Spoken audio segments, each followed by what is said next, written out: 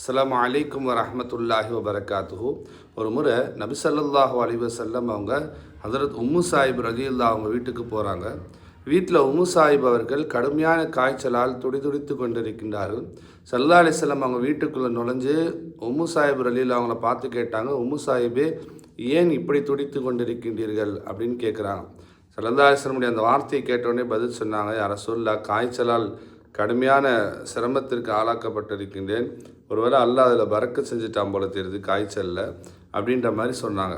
அதை கேட்டவுடனே ஸல்லல்லாஹு அலைஹி வஸல்லம் அப்போ தான் அந்த பிரபலியமான வார்த்தைகளை சொல்கிறாங்க, உம்மு சாயிபே, காய்ச்சலை திட்ட வேண்டாம்.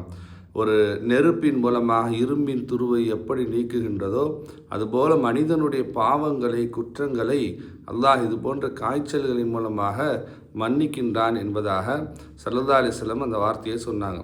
பொதுவாக மனிதர்களுக்கு இன்றைய சூழ்நிலையில் ஏற்படக்கூடிய அதிகமான நோய், காய்ச்சல், பல்வேறு சிரமத்திற்கு ஆளாகக்கூடிய இதற்கு மத்தியில் நாம் சிந்திக்க வேண்டிய இந்த நபிமொழியில் ஒரு செய்தி என்ன அப்படின்னா, நமக்கு ஏற்படக்கூடிய எந்த நோயோ, கஷ்டங்களோ, காய்ச்சலோ அல்லது வேறு எந்த விதமான சோதனைகள் நமக்கு ஏற்பட்டாலும் அதன் மூலமாக அல்லாஹ் நம்முடைய குற்றங்களை, பாவங்களை மன்னிக்கின்றான் என்ற சிந்தனை நம் உள்ளத்தில் வர வேண்டும்.